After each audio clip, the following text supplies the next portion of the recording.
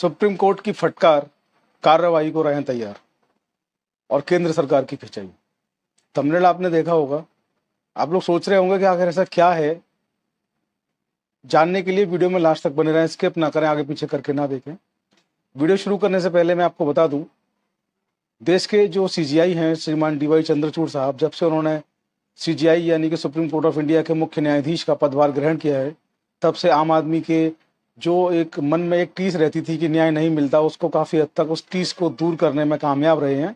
और एक आम आदमी से ये कहलवा लिया है उन्होंने कि न्याय होता है, ज़रूर होता है, जस्ट होता है, फेयर होता है।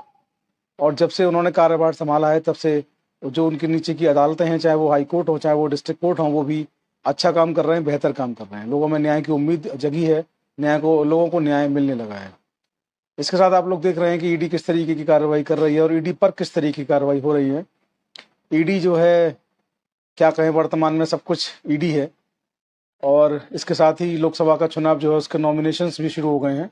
अब बस वोटिंग होना बाकी है, उसके बाद देश को नई सरकार, नए प्रधानमंत्री मिल जाएंगे।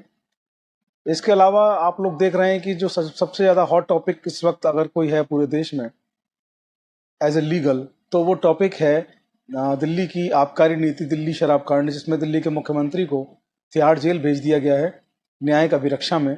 और वो दिल्ली की तिहाड़ जेल से मुख्यमंत्री बने हुए हैं, वहीं से अपनी सरकार को चला रहे हैं। तो इन सब के बीच में ऐसा क्या हुआ है कि सुप्रीम कोर्ट की फटकार, कार्रवाई को रहें तैयार और केंद्र सरकार की हो गई खिंचाई। तो मसला मैं आपको बता दूं कि सुप्रीम कोर्ट ने पतंजलि के संस्थापक बाबा रामदेव को भ्रामक विज्ञापन बंद करने के लिए आदेश किया था। उस आदेश की अनदेखी करने पर कड़ी कड़ी फटकार उनको लगाई है। बाबा ने कोर्ट में एक एफिडेविट भी दिया था कि ऐसा नहीं करेंगे, उसका भी उल्लंघन हुआ है।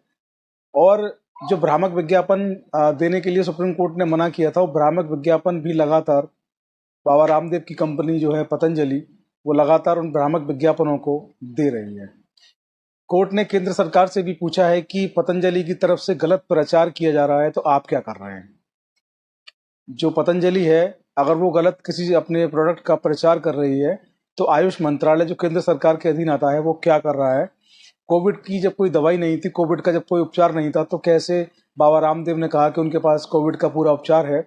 और क्यों उन्होंने एलोपैथी पर कमेंट किए, क्यों उन्होंने एलोपैथी जो एक चिकित्सा पद्धति है उसको क्यों उन्होंने बदनाम करने की कोशिश की, और क्यों उन्होंने गलत अपने जो प्रोडक्ट थे, उनकी जो दवाइयाँ थी, उनका गलत क्यों उन्होंने प्रचार किया, क्यों दुष्प्रचार उन्होंने इस तरीके से किया। इस मामले में जो अगली सुनवाई है वो 10 अप्रैल को है। कोर्ट ने ये भी कहा है कि आपने जो है सारी सीमाएं लांघ दी हैं और आप प्रचार करें, लेकिन एलोपैथी की बुराई करने का आपको कोई अधिकार नहीं है।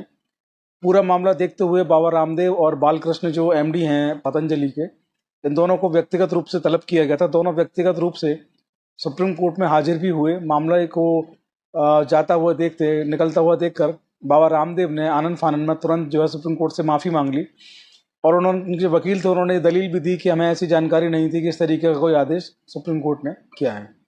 तो आप जो भी कुछ ये हो रहा है उसको लेकर के जो है सुप्रीम कोर्ट से बाबा रामदेव को एक अच्छी चीज़ ये मिली कि जो जस्टिस थे, उन्होंने एक चीज़ को लेकर उनकी बहुत तारीफ की। उन्होंने कहा कि आप योग को लेकर के देश को जो योग सिखा रहे हैं, बहुत अच्छा काम कर रहे हैं। और इस पूरे केस की जो सुनवाई कर रहे हैं, वो 2 जजेस की बेंच इस केस की सुनवाई कर रही है, जिसमें सुप्रीम कोर्ट के जस्टिस अमानतुल्ला व जस्टिस हिमा कोहली इस पूरे मामले को देख रहे हैं। पूरे मामले की हेयरिंग वो कर रहे हैं।